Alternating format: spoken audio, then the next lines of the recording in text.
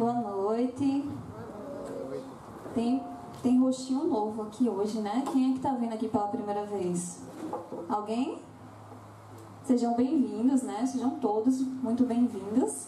Meu nome é Aline, eu sou membro aqui da comunidade e vim aqui partilhar a palavra de hoje, né? A palavra que vai nortear a nossa adoração, tá certo? Então, quem trouxe Bíblia, quem tem Bíblia no celular, né? Pode estar acompanhando aí. O evangelho de hoje está no livro de Lucas, capítulo 4, versículo do 38 ao 44.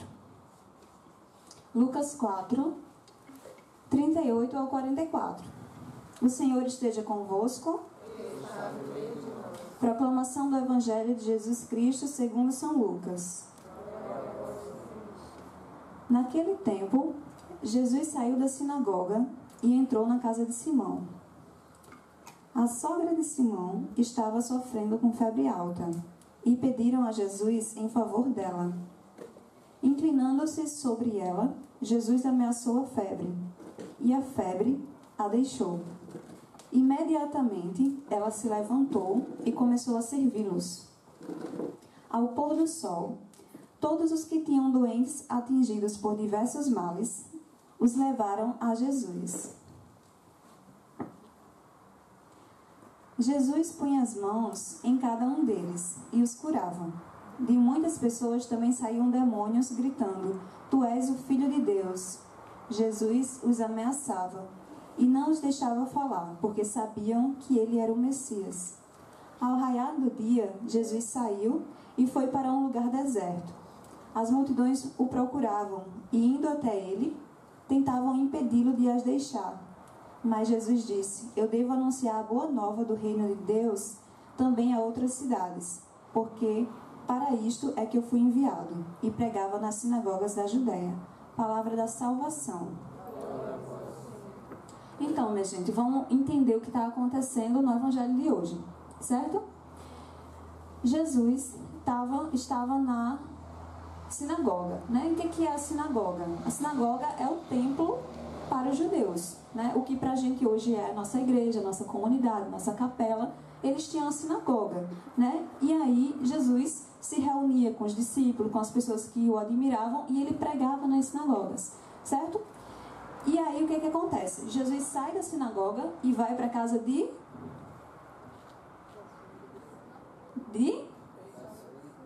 Pedro, de Simão Pedro, certo? Ele sai da sinagoga e vai para a casa de Pedro, né? E ele vai fazer o que lá? Quando ele chega lá, né, a sogra de Pedro está enferma, né? Está doente, e aí as pessoas pedem para ele curar ela. Aí ele impõe as mãos sobre ela e ameaça a febre dela, e ela fica curada. E o que é que acontece quando a sogra de Pedro fica curada? Alguém sabe? Isso, ela se põe a servir, certo? E aí as pessoas veem aquela cura e traz um monte de gente para Jesus curar, né? Pessoas enfermas, com demônios e tudo mais. E aí ele fica assim, com bastante serviço, ele começa a curar e a fazer muitos milagres ali, só que tem um momento que ele quer ir embora, e o pessoal diz: não vai embora, não quer deixar ele ir. E ele responde o quê? Ele diz assim: olha, eu preciso anunciar a boa nova do reino de Deus em outras cidades também. Então eu preciso ir, certo? E aí ele continua o novo ciclo. No final do evangelho de hoje fala: e ele pregava nas sinagogas, ou seja, é um ciclo que ele faz, né? Ele prega nas sinagogas, se põe a servir. Prega nas sinagogas e se põe a servir. Então é justamente sobre esses dois movimentos que eu quero falar com vocês hoje, né? Jesus nos ensina, né, dois movimentos muito importantes na noite de hoje, certo? Que é o movimento do amor, certo? O amor tem dois movimentos. O primeiro movimento do amor é beber, é receber. Então, quando nós estamos na sinagoga, nós estamos recebendo. Quando nós vimos para a adoração, nos ajoelhamos diante do Santíssimo, nós estamos bebendo, nós estamos recebendo. Quando nós vamos à missa, nós comungamos, nós estamos bebendo, nós estamos recebendo. Então, beber e receber é necessário, porque se a gente não se nutre, a gente também não tem o que dar, certo? A gente precisa se nutrir do amor para poder dar amor, para poder amar, certo? Então, o amor é necessário, né? Que a gente esteja na missa, que a gente esteja na igreja, que a gente venha para a adoração, que a gente venha para a capela para adorar. É necessário esse movimento do beber, esse movimento do receber. Mas a gente não pode ficar por aí. A gente não pode parar por aí. Certo? Por quê? Porque Jesus ensina para os discípulos dele. Tá, a gente saiu da sinagoga e foi para onde? Para onde tinha problema, né? Eles pararam de beber para fazer agora entrar num outro movimento, que é o movimento de dar, né?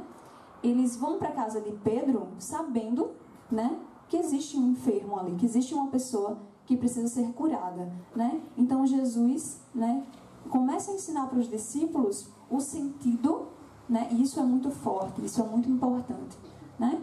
O sentido de ser cristão, né? Porque muitas vezes nós paramos no primeiro movimento, no movimento de beber, né? Por quê? Porque beber, né, não exige esforço, muito esforço. Existe um pouco de esforço, mas não muito, né? Para a gente beber, a gente só relaxa, né? A gente pode fazer uma comparação com o coração, né? O coração tem 2 movimentos, sístole e diástole. Então, quando ele vai receber sangue, ele relaxa, e quando ele vai bombear sangue para o resto do corpo, ele se esforça. Então, com a gente da mesma forma, né? Quando a gente está recebendo de Deus, a gente relaxa, fica aqui, né? E aí a música vem, alguém intercede e manda uma palavra de ciência e você está bebendo. Então você não precisa se esforçar, você só precisa relaxar e receber. Mas para dar exige um esforço, certo? Para dar exige um esforço. E é esse esforço que vai gerar o sentido da vida do cristão ou do discípulo, né? O sentido da vida do cristão. Então, o sentido da vida do cristão é se colocar a servir, né? Se colocar a serviço. O beber não é a finalidade. O beber é o meio. A finalidade é se colocar a serviço. Certo? Estão acompanhando?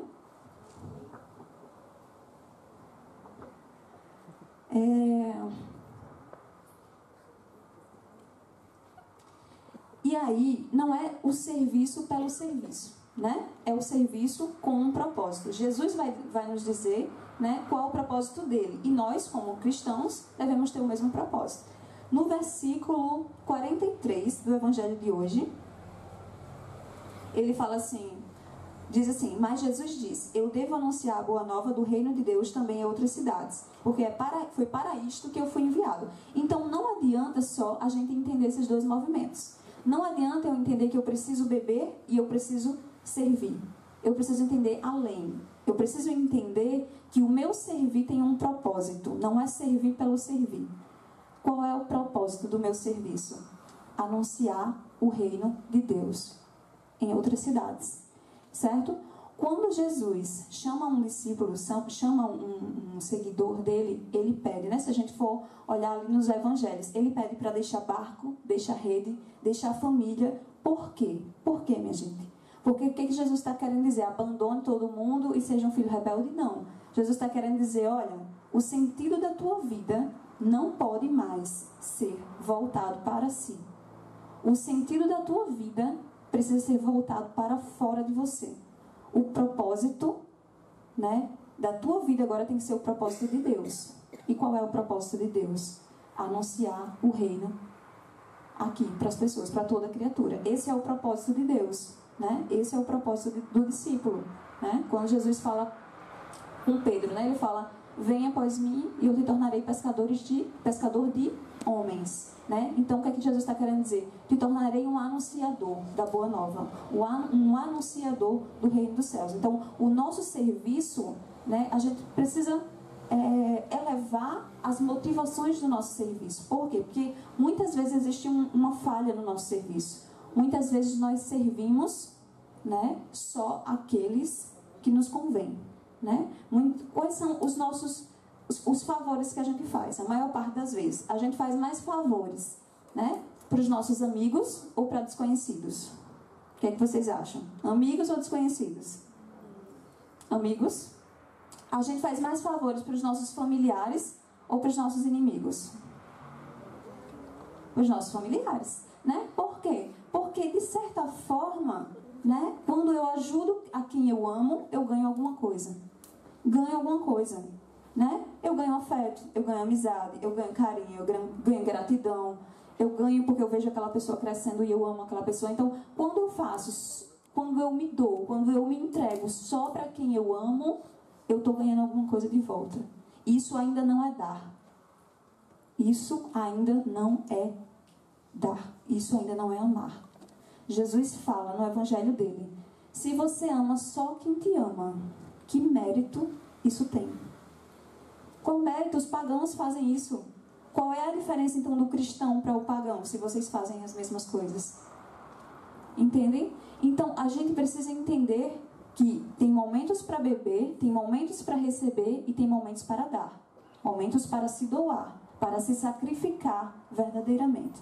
O que acontece muitas vezes é que nós bebemos na sinagoga e quando vamos para a casa de Simão queremos beber também, né? Eu não vou aqui impor minhas mãos, tocar minhas mãos limpas, puras, na sogra de Pedro que está enferma com febre. Vai que eu pego essa febre. Não é melhor me prevenir, né? Então eu vou, o quê? Vou ficar aqui na casa de Pedro, tomar um chá, tomar um café.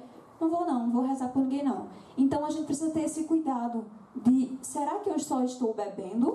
Será que quando eu dou realmente por causa de Deus? Eu dou para anunciar o reino de Deus ou eu dou por minha causa, né? Se eu só dou a quem eu amo, eu dou por minha causa. Mas, se eu me entrego para anunciar a quem precisa o reino de Deus, eu dou por causa de Deus.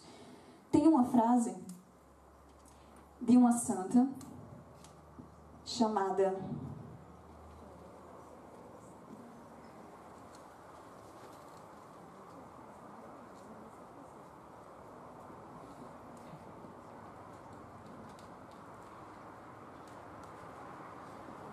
Deixa eu procurar aqui, minha gente, só um minuto. Tem uma santa chamada Santa Madre Teresa de Calcutá. Alguém já conhece? Alguém já ouviu falar? A galera ali já ouviu falar, né? Bem conhecida. Ela diz uma frase que me chamou muito a atenção. Muito a atenção mesmo. Ela diz assim: o amor, para ser verdadeiro, tem de doer. Gente, isso aqui entrou no meu coração.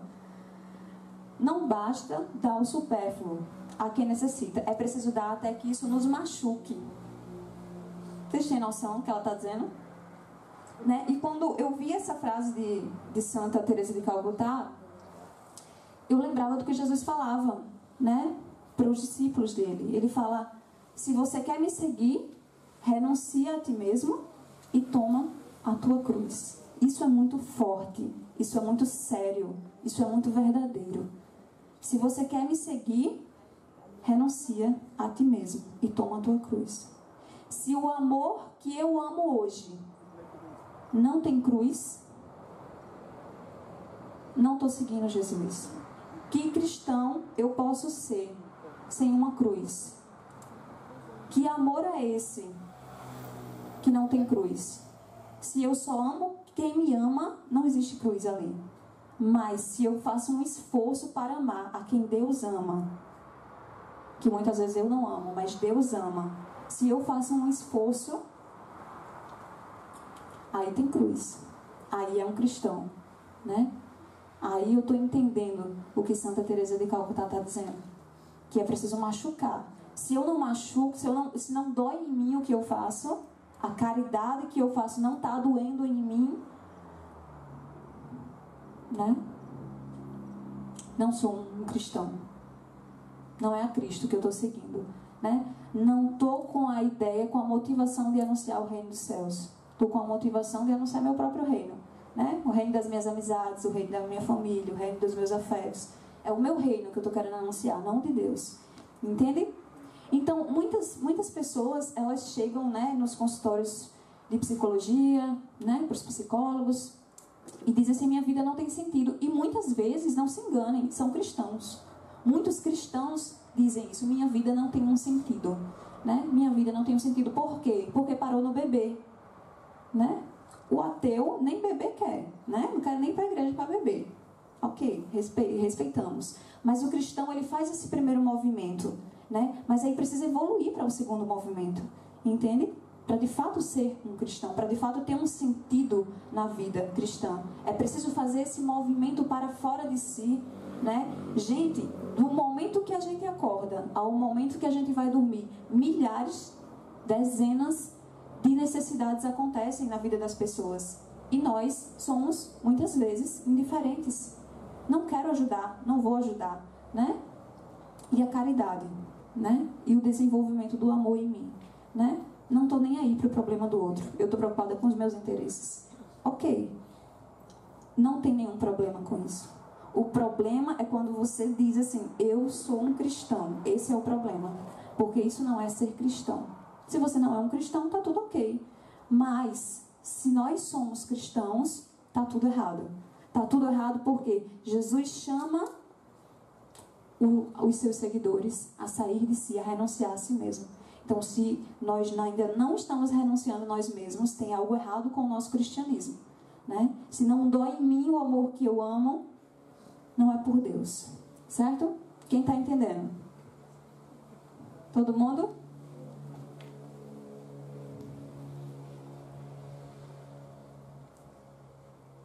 E agora eu quero fazer uma reflexão com vocês, né? Quero que vocês pensem aí, onde é a minha sinagoga? Onde é a minha sinagoga? Onde é o lugar? E agora pense em sinagoga de um modo mais geral do que simplesmente a igreja, né? Onde é o lugar confortável, fofinho, que eu bebo, que me nutre, que é super legal? Onde é a minha sinagoga que eu nunca quero sair de lá? Eu nunca quero sair da sinagoga para ir para a casa de Simão Pedro, porque eu sei que na casa de Simão Pedro vai ter gente doente e eu não quero. Eu não quero sair da sinagoga, eu quero ficar ali na pregação, bebendo e tal. Onde é a sinagoga de vocês? Né? Eu já pensei onde é que é a minha sinagoga. Pensem aí, onde é a sinagoga de vocês? Né? Onde vocês não querem sair de lá.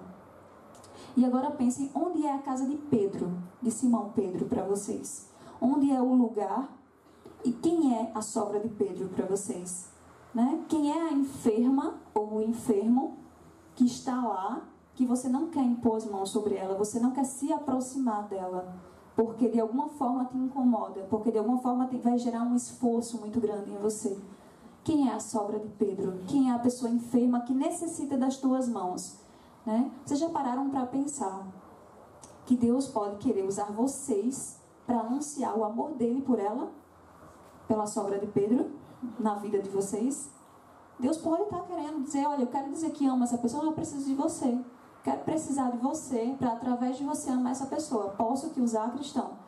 Entendem? Então, essa sogra de Pedro, que muitas vezes nós evitamos, a mulher está doente, está enferma, está perebenta, vou pegar a chaga, não quero tocar nela. Esse é o sentido. Esse é o sentido de ser cristão. É tocar nela. É impor as mãos sobre ela. É através de nós a graça e a salvação de Deus passar por nós até ela. Esse é o sentido. Deus não nos chamou para beber. Deus não nos chamou para nos nutrir para nós mesmos. Assim como o coração não se enche de sangue para ele. Ele se enche de sangue para o resto do corpo. Ele se enche de sangue para bombear para o resto do corpo. Se não fosse nem para bombear, ele não precisava ficar recebendo cada vez mais. Então, se Deus te confia talento, se Deus te confia qualquer coisa que você não compartilha com as pessoas, tem algo errado com o teu cristianismo. Porque tudo que Deus te confia é para ser uma graça, uma bênção também na vida das pessoas. Tudo, não só questões materiais, questões afetivas também, né? Questões familiares também. Tudo que Deus te confia precisa ser posto em compartilhamento com as pessoas. O nome disso é caridade, né? Nós precisamos nos abrir à caridade, nos abrir ao outro, nos abrir ao amor. Quanto mais você der de si, não sei se vocês lembram, ou se vocês já leram, mas tem uma parábola que é a parábola dos talentos, né? Que o Senhor lá confia um talento ao empregado, confia 2, 3, 4 talentos a outros empregados, e os que ganharam mais multiplicaram, correndo o risco de perder tudo, ainda assim se arriscaram e multiplicaram, e o que ganhou um talento, com medo, enterrou esse talento. E aí quando o Senhor chega, fala, servo mau e preguiçoso, né? Enterraste o talento que eu te dei. Então, assim, foi totalmente reprovável essa atitude de fechamento, de enterrar, de segurança. Não foi para isso que nós fomos criados. Nós fomos criados para amar. E o amor é um movimento de sacrifício para o outro, para fora de mim. Muitas pessoas estão infelizes porque buscam a felicidade, A palavra de Deus nunca mandou a gente buscar a felicidade. A palavra de Deus diz: buscai em primeiro lugar o reino de Deus e a sua justiça, e todas as coisas vos serão acrescentadas. Então, podemos querer a felicidade, o que não podemos é buscar. A gente precisa buscar a caridade, buscar amar o outro, buscar olhar que o outro tem necessidades e que Deus quer abençoar ele através de nós, através dos nossos dons, dos nossos talentos. Tá certo?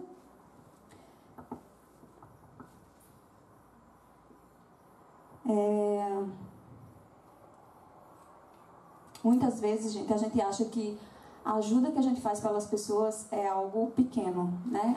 Eu ajudei fulano a fazer uma coisa, ajudei não sei quem a fazer coisas pequenas, mas pode ser pequeno pra gente que está dando, mas para quem está recebendo, a pessoa muitas vezes pensa assim: como fui amada por Deus através dessa pessoa, como eu me senti amada por Deus. Às vezes é uma coisa muito simples, às vezes a pessoa está triste no canto, você chega lá, e aí, tá tudo bem? Você está bem?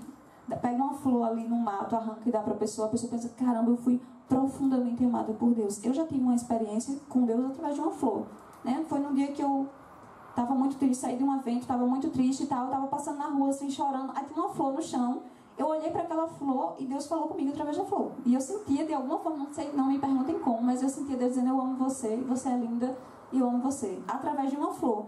Então, não é o tamanho do que a gente faz, é o amor com que a gente faz. As pessoas sentem o amor e a intenção por trás do que a gente está fazendo.